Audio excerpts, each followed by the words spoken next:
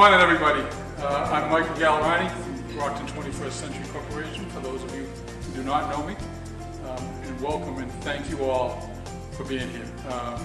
As you look around, you'll see the diversity of organizations that we have invited as the stakeholders. This is an extremely important issue.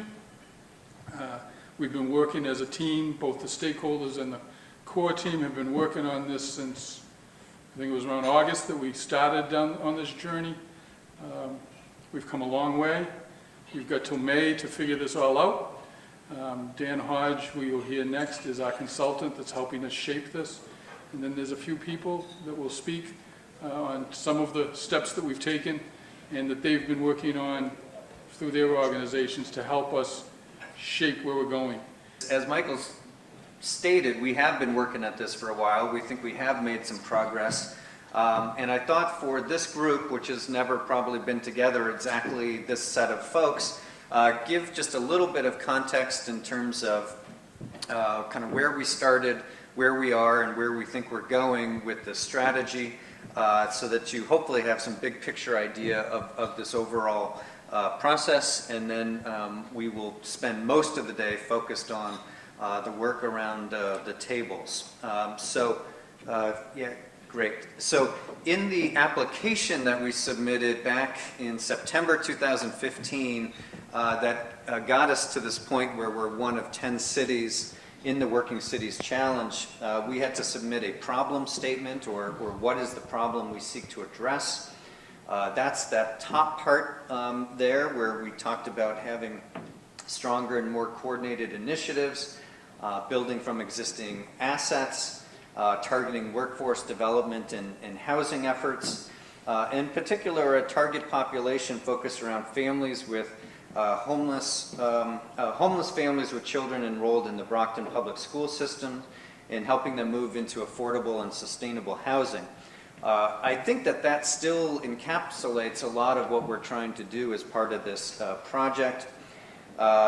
A key data measure driving this was some data that we have gotten with the Brockton Public School System that highlighted just how much that those homeless families and those kids that are homeless has increased just in a very short time, more than doubling over 5 years.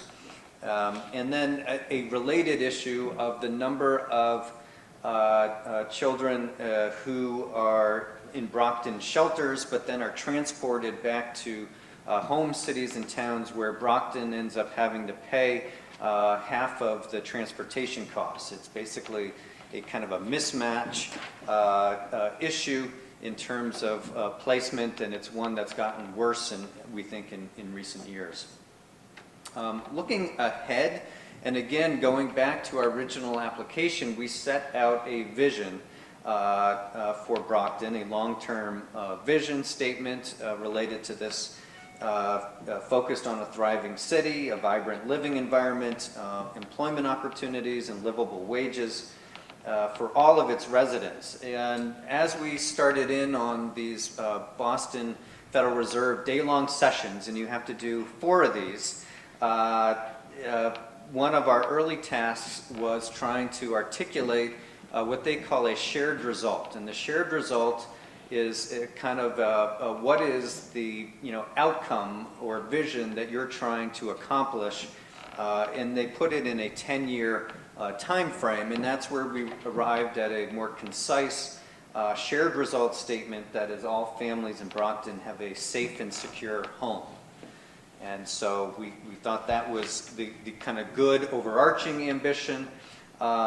And if you look at kind of the second part of this slide here, that's kind of the long-term statement that we're balancing with some what we think are near-term initiatives that are focused on trying to provide better housing and other opportunities for homeless families right now.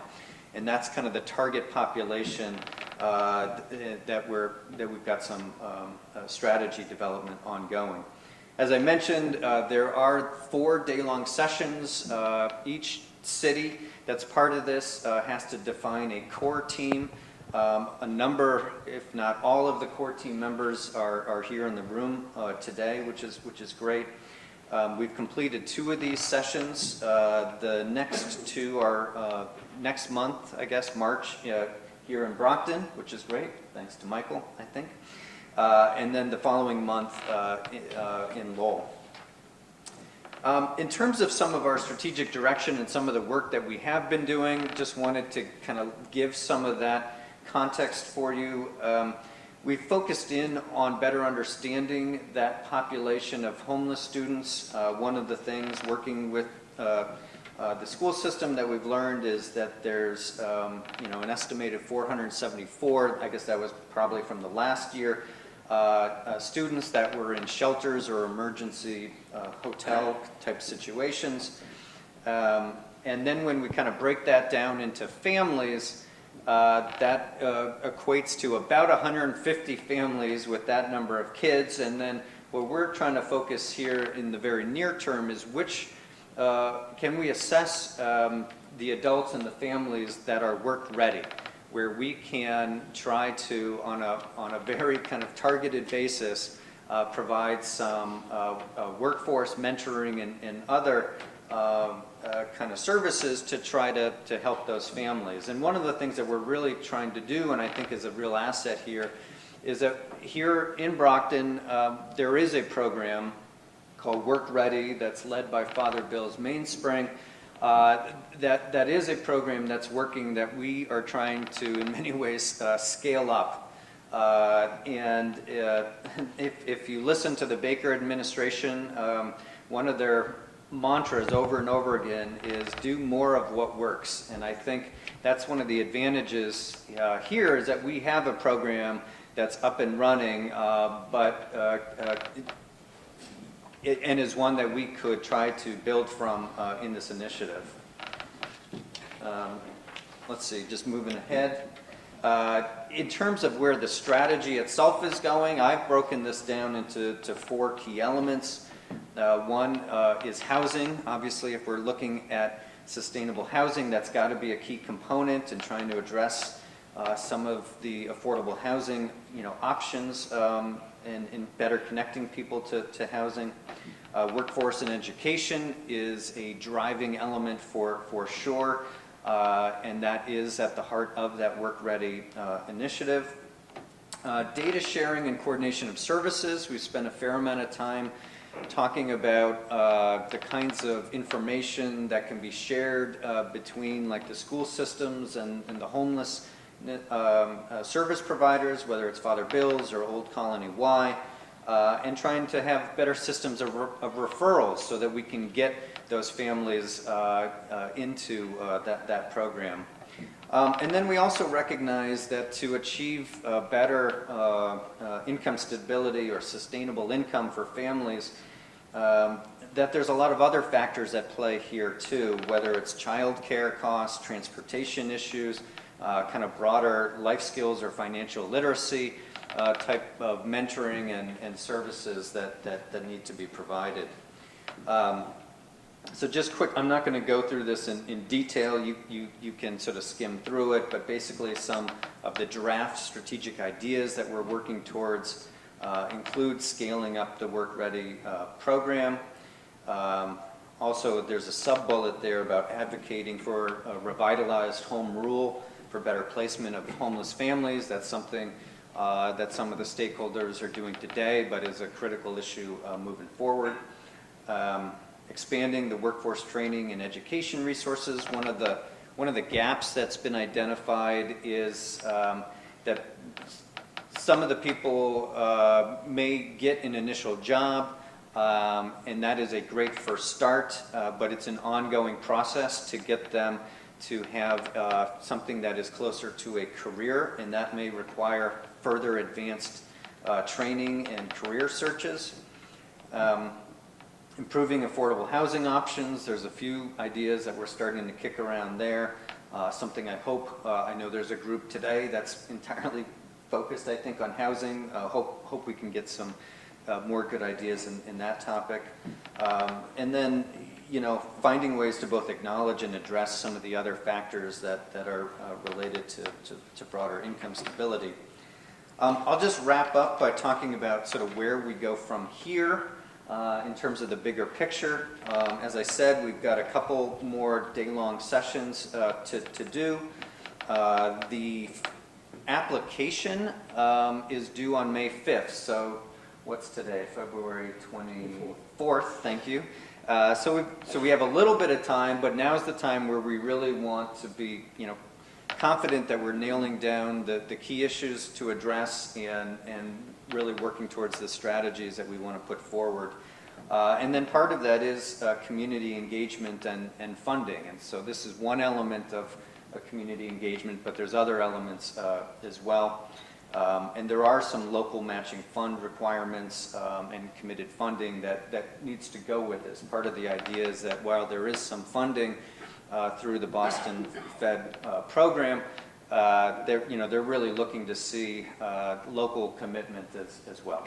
The state of homeless in Massachusetts, in a sense, is when a family is going to be homeless in Massachusetts, every family, if they're income eligible in Massachusetts, has a right to get shelter.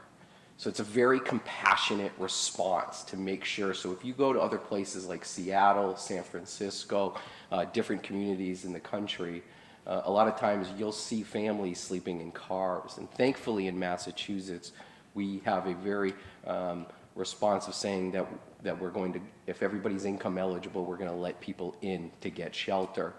One of the downsides to that big picture on a policy level, though, is a lot of families that might not be truly homeless in certain eyes, in the sense of they may be doubled up, they may be sleeping on a couch with friends or family or mom or a grandmother in public housing, that they're running to the front door a lot of times. And so sometimes the homeless system is fighting a poverty fight and stuff. So there's a real struggle there a lot of times with the amount of resources needed to end family homelessness when you have a state law and eligibility the way it is.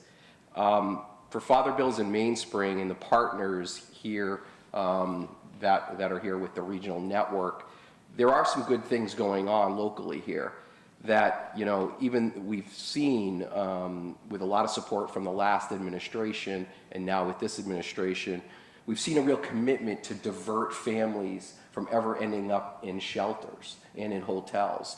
And in this region, in the Brockton DTA office, there's a collaboration with South Shore Housing in Carla, it's right there, and with our home base program, with Father Bills and with the state, where we've been able to divert just the first quarter of this year, 60% of the families that used to get into the hotels or into the shelters. So we're being able to finally put resources at the front door.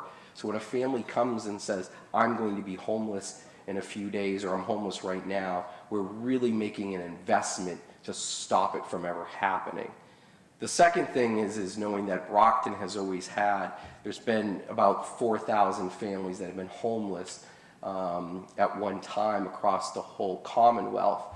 And over 1,000 of those families have been in hotels for several years now. And anywhere from 200 up to 500 families in this region have been in hotels at any point in time through the years. Is that the state has now put resources to go into the hotels and start helping those families move on from the hotels. And other organizations like CAP agencies, Quincy Community Action is down here. Father Bills is the first time we're in the local hotels in Brockton, helping the families move on. So we're starting to build some of the key initiatives needed to address this problem, because ideally, if we could keep families local, near their churches, near their employment opportunities, near their family, the children stay in their school system. It's great for the families. It allows them to keep the stability, but it's also very cost effective for everybody involved. So with that, I wanted to ask Liz Rogers and Cicely Jordan from our team to give a brief presentation on what our families are struggling with, just to let people know that. and then to talk a little bit about our workforce program that we're very proud of. Thanks. Good morning, I'm Liz Rogers. This morning, Cicely and I are going to provide a brief overview of the Secure Jobs Program, which I realized in Dan's slide, he referred to it correctly as Work Ready. So we sort of flip back and forth, but what we're talking about is, the program that really has shaped the framework for a lot of the work that the core group has done related to working cities. So right now, we opened a survey online to gather insight into what our customers, our program participants, were looking for in terms of workforce programming and feedback on the program as they've experienced it so far. The survey is still open, so these are really just preliminary results, but I wanted to be able to share a little bit with you this morning. It comes as no surprise to see that they stated that lack of income was the most important factor leading to their homelessness. Help with job placement was seen as the most important component of the program, with education training and obtaining credentials cited also as very important. Transportation, childcare, food and nutrition, access to help with utilities were all cited as necessary resources for them to be able to maintain their housing. And this really shows that overall, even though many of these families are now working, their household budgets still remain very, very tight. Those who are still unemployed thought that they needed the most help with interviewing skills and job placement, and those who had obtained employment through the program had said that childcare was the biggest obstacle to obtaining higher wages. As you can see, families are continuing to struggle. They're facing significant challenges, but we really believe that Secure Jobs is an important pathway forward on their journey. On the next slide, program origins. Secure Jobs got its start in 2013 when the Paul and Phyllis Fireman Charitable Foundation put forward the conceptual model for the program and made an initial round of funding awards. We were fortunate enough to receive a grant through that initial round.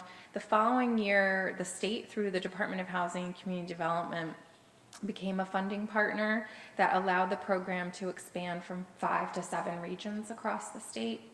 And the goal from the beginning was to target work-ready homeless families for a coordinated service program that provides housing, workforce development, and childcare. So really thinking about those 3 things as 3 legs of the stool.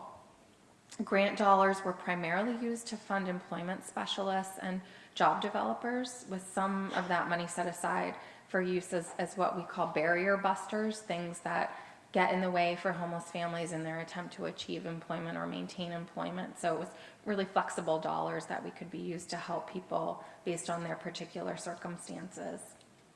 State resources were leveraged for the housing and childcare primarily.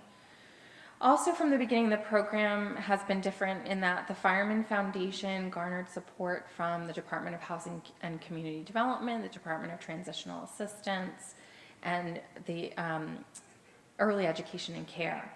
They each were involved early in the program planning and have participated in oversight and continued planning throughout the years. And really what has been so important for us as a provider with that partnership is knowing that we have a point person at each of those state agencies that we can contact when one of our families runs into a challenge accessing a child care voucher that they're eligible for, or accessing housing resources that they should be able to receive.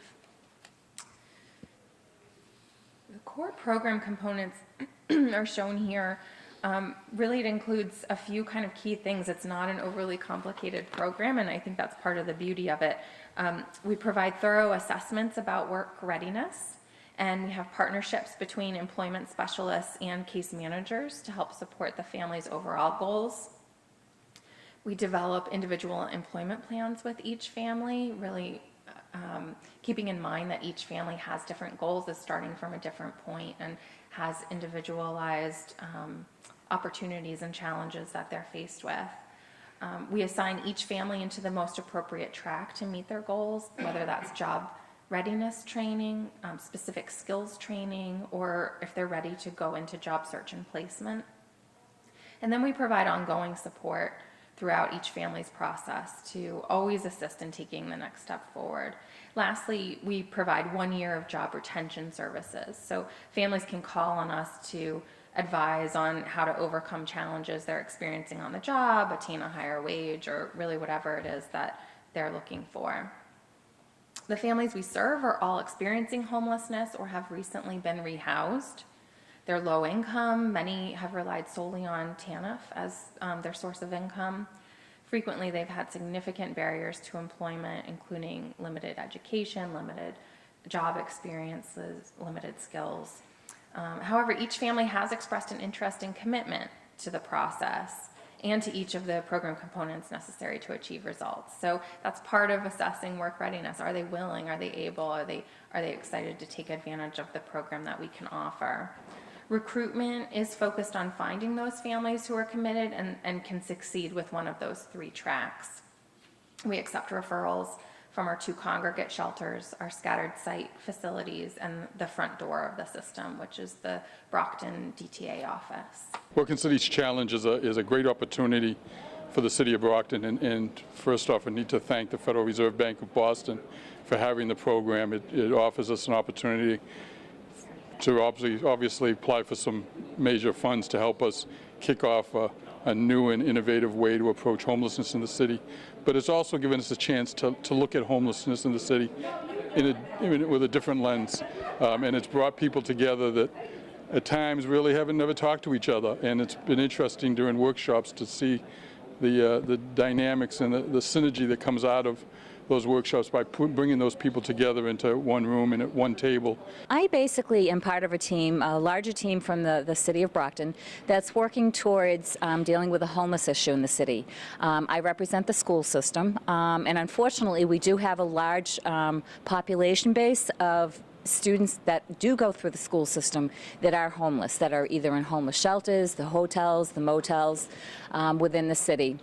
We're averaging approximately between 500 or so students per year, which is a huge drain on those families. The children come to us, they need breakfast, they have to stay in their own room at the hotels, they don't have access to common area, and we try to accommodate those families by offering them out-of-school time supports as well, wraparound supports, things that we can do to help support the families as they're moving towards self-sufficiency.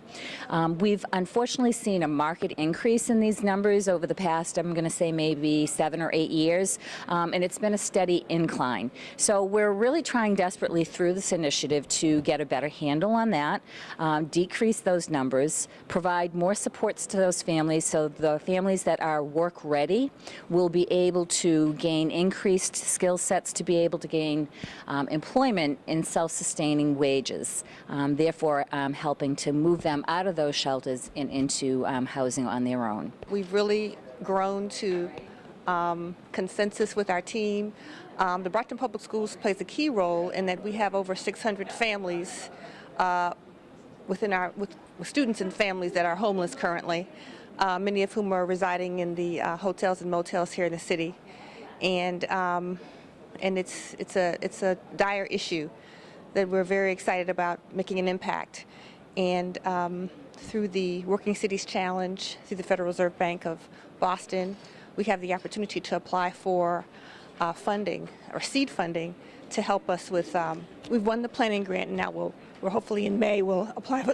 We'll be applying for the implementation grant in order to make an impact on this issue in the city. From my perspective, it was clear that when I came here a year ago, there were some issues in the city that we needed to deal with to be able to create some positive progress in our economic development strategies, and homelessness obviously is one of them. And the best way that we determined to approach it was to take the homeless population, which numbers over 1,000, and break it down into subsectors. The most obvious subsector, because you can identify it more easily and it has a dramatic impact on not only the homeless population, but on the schools and on the city's budget, was the school-age children that are in the Brockton Public Schools, that number in excess of 600, which is a tremendous number when you think about how it's grown over the past few years. I'm Dennis Carmen. I'm with the United Way of Greater Plymouth County, and we're part of this Working Cities Partnership in order to try to work together to end homelessness for families by getting involved in both some workforce development and then some advocacy around policies that might be more friendly to moving people from homelessness to housing and support services. So very excited about being part of the mix. We're part of the core team. Our United Way is a strong believer in convening people in a community to have collective impact, to really make a big difference on how we can make something happen. And in the case of Brockton and the city of Brockton, ending homelessness would be a huge thing for the city. We really don't need to tolerate a condition like homelessness in the midst of a country that's as rich in a sense as we are, not just in finances, but in talent. We have a lot of brain power that we can put toward this. We just really shouldn't accept the fact that there's homelessness in our midst. We've got neighbors who deserve decent housing and they deserve support services, and I'm very proud that United Way is part of this partnership along with the Brockton Public Schools, along with the workforce development folks, the City of Brockton, Father Bill's and Mainspring. We're just happy to be part of this partnership, and we're really hopeful that we're going to make a difference. The role of the WIB basically in this challenge here, the Working Cities Challenge, is to really help assist with the Career Center and the overall team in providing LMI and looking at emerging industries and career pathways that these homeless families can really take advantage of to not only get jobs, but get real jobs that pay and can sustain real housing. So that's our basic role in this endeavor. The role of CareerWorks as the one-stop career center in the city of Brockton, the 9 surrounding towns, our role is really the workforce development piece, and we are coordinating with the Workforce Investment Board as well as Father Bill's. Father Bill's Mainspring is located for their Work Ready program right inside the Career Center, which is a great advantage for us to work with this population. So our main role will be to coordinate with Father Bill's. Moving forward, the first thing we'll want to do is really assess the individuals, find out what work history they do have. If they're in need of a skills upgrade, we will address that. CareerWorks does receive funding to provide training for people to go to school and either upgrade skills that they currently have or completely retrain into a different field. So it really starts with the assessment, finding out what the barriers are to employment for each individual person, and then creating a career action plan that we can work with the person throughout their job search and able to obtain employment, hopefully meaningful employment, which will enable them to then obtain housing and maintain housing for both themselves and their children. As a member of the WIB and somebody that's in downtown Brockton who recently purchased that building, we're really looking forward to working with the City of Brockton, working with the public schools, and really being able to provide an avenue for these families to really get sustainable jobs and get sustainable housing. And working with these different sectors like B21 and the mayor really gives us a chance to show off what we can do as a workforce investment board. So we're really looking forward to this opportunity. It's a 4-part program where we talk about housing. Obviously, when you're homeless, housing is the primary issue. But how do you sustain that housing? The way you sustain it is with a job. And so how do you have a job? You become workforce ready. So we break it down by looking at the individuals and figure out what they need. Some of them it's as basic as needing a high school graduation. So an ISAT is something that it would have to be first and foremost. Others, it's just a matter of something went wrong and they need to get back on track, and we're going to figure a way to get them back on track, and through the services that are already in place, be able to build on that and get people back on track. The good news is when you have successful programs that are working, and what you need to do in a partnership is really help them to come to scale, bring them to a larger level. So if they're working for 50 families whose homelessness has ended because of a Work Ready program through Father Bill's, perhaps we can get 100 or 200 families going through that program and being successful in getting jobs and being able to afford housing and to be able to sustain that housing and become productive members of our community. Because really, they have been productive members until some difficult situations came their way and they end up being homeless, and all we need to do is give them some support, some training, some help, encouragement, and I think we can have such a much better community in the city of Brockton and our surrounding towns. First, we're going to talk about the Career Center Partnership and why that's such an important part of the model.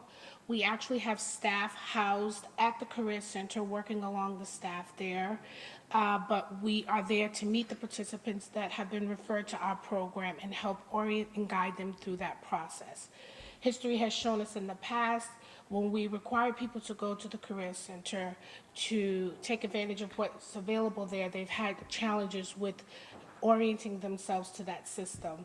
You really need to be self-guided and self-directed. So having a staff person there to assist them with that process has been really beneficial. In addition to that, we have the opportunity to take advantage of all of the on-site recruitments that happen there regularly, all of the training for resume writing, job readiness training, computer trainings that are offered by the Career Center. So we don't have to add an additional service and recreate a model that already is there and working. We're housed there. We have the benefit of taking advantage of all that's available there at the Career Center. Also, the resource library for careers, training, and also employment opportunities that are available. Every week on Friday, there's an employment list that comes out with all new employers. We meet with a staff member of the Career Center bi-weekly to go over new positions that are available in the community. All of the employment specialists meet with them, and we have the opportunity to refer people that we're working with to those jobs as soon as they become available.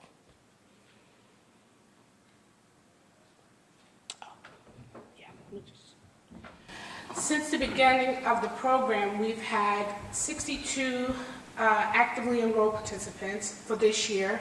Currently, 22 have been placed into jobs since July. And since the inception of the program, we've assisted 207 participants into placements of employment. Right now, we're focusing and refocusing our efforts for this year, which is our third year in the program, to be more intentful in job placements and job readiness training, so that when we're working with people, just here so you can see me, we're not just placing them into jobs, which is usually the first step.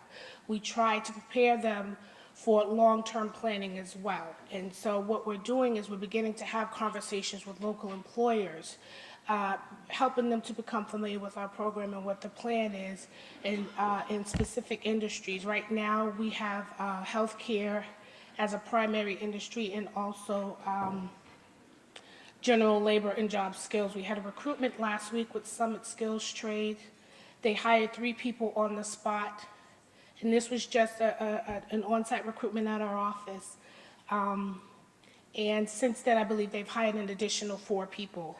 And that was just by bringing an employer and people who needed jobs together from our program. So this year, we're really trying to refocus our efforts and have it be more intentful, so that the people that we're working with are going into jobs that will allow them to earn a sustainable wage, so that they can either exit housing shelter with some of the housing opportunities that are available right now from the state, or if they're currently housed and trying to maintain housing, they can have that income to do so. We're also in negotiations with CVS Health for a pharmacy technician program, and that would be specifically for the families that are in the Work Ready program. And so some of you may be familiar with pharmacy tech. You can actually take the certification at Massasoit, or you can do the on-the-job training at the CVS stores and become certified with them.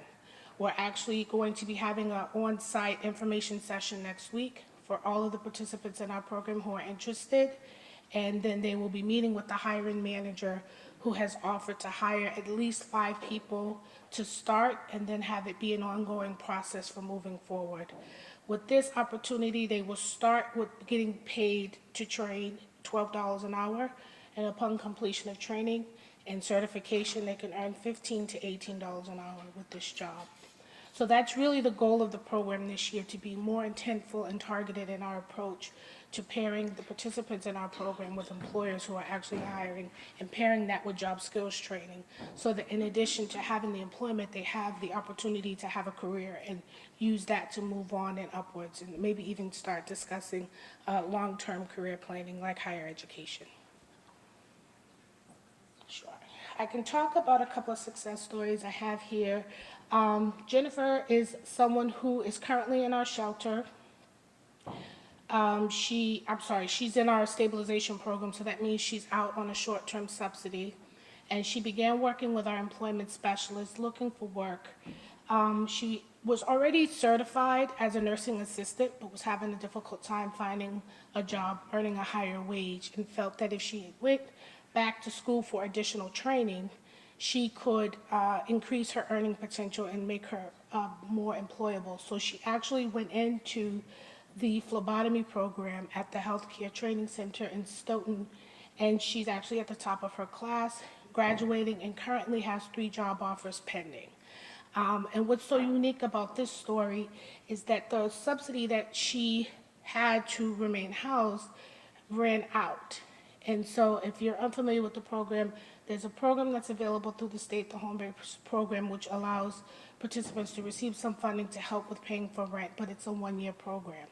And she began working with the employment specialist in an attempt to increase her income so she could maintain the unit that she had prior to that program ending. And one of the benefits of this program, the Secure Jobs Program and Work Ready, is that we have the ability to use some of the flex dollars that Liz mentioned earlier to assist families, and we like to call it bridge money. So she needed just a couple of months of support in paying her rent so that she can complete her schooling. And I believe we assisted her with $1,700. She was able to remain housed. She completed her program at the top of her class, and she now has 3 job offers. And I think that speaks volumes to being able to provide that additional support and the flexibility that sometimes is needed in order to support a family. Without that, she may have had to stop school because when you don't have a place to stay, it's hard to focus on education, even employment sometimes. When you have children, your main focus is where are we going to stay today? So fortunately, we were able to assist her with some of that bridge money, and she's going to be fine. The other person that's here is Susan Peters. Susan is someone who was originally enrolled in the program in 2013. And I love to tell this story because it's just one of those situations that if not for this program, she and her children probably would be in shelter or even separated. She's a single mother who was divorced. She has 2 twin 11-year-old boys. And when she came into our program, she was working per diem at her children's school. The main reason why she wasn't working full-time is because she didn't have affordable childcare for her children after school. She was on the waiting list for a slot at her children's school, but because she lived in such a small town, the waiting list just didn't have much movement. Upon meeting with her, we assessed her and determined that she was someone that would be a good fit for some job skills training. She had been a housewife for the majority of her marriage and hadn't had a lot of exposure with employment or anything outside of the home. But the challenge was the child care. And so we actually received assistance from the Old Colony Y, EEC, in assisting this mom. The Old Colony Y provided us with summer campership slots for both boys for the entire summer. And that enabled her to begin working. As soon as they got childcare, she got 2 jobs and worked both jobs and was able to know that her children were safe and having fun during the day. And then EEC assisted us with a variance request, which is something that just doesn't normally happen. And just to explain what that means is you have to go on a waiting list for affordable childcare. And when you put your name on that list, they let you know that it's usually 5 years long before you can move to the top of the list.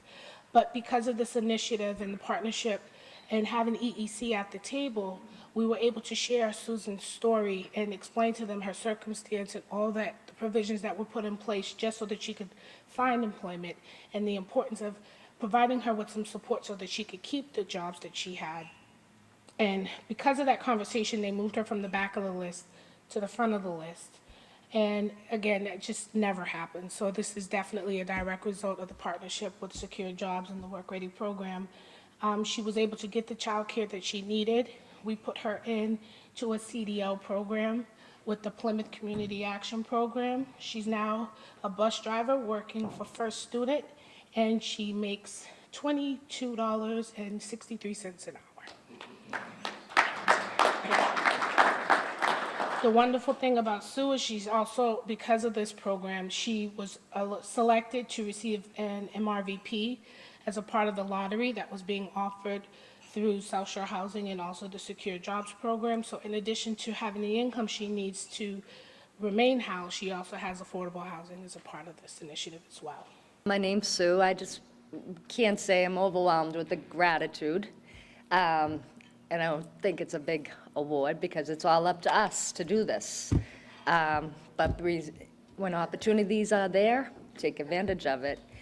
But these wonderful people have helped and gave the tools, gave the guidance when the weight of the world was on all of our shoulders. We had priorities. We had our children, we had home, we had to work in order to get by in life. But we still needed to better ourselves to make our children proud, to make us feel good inside, to build confidence and know that it's never gonna stop. You gotta keep on having the faith, believe in yourself, focus, and just get through whatever you need to get through and get every level, I know. Any questions? I don't want to babble all day. But thank you so much to everybody in this room for all the wonderful opportunities. And I can't say that enough, and you know who you are. Thank you very much.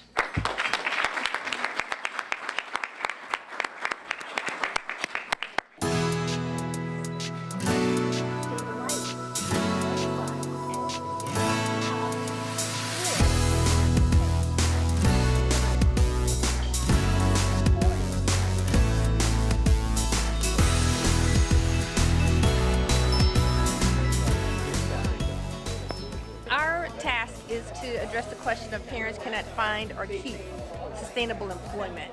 So we're going to be addressing what some of those issues and problems might be related to that problem. We've already talked about there's the lack, sort of a chicken egg question, because there's a lack of sustained housing. Because, you know, how can you sustain employment without proper housing? There's underemployment, lack of education, skills training. There's health issues. Oftentimes families that have devastating health issues, be they physical health or mental health, sometimes that lands them, you know, into lack of housing, lack of employment, and then lack of housing. So we're hoping to get some real coaching conversation around those issues and address them.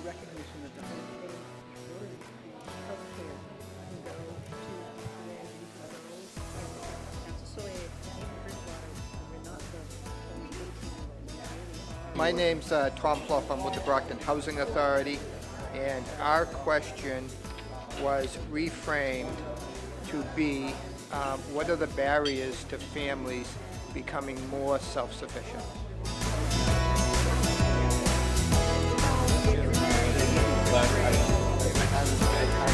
Our question is looking at why families cannot afford, why they cannot find, affordable housing.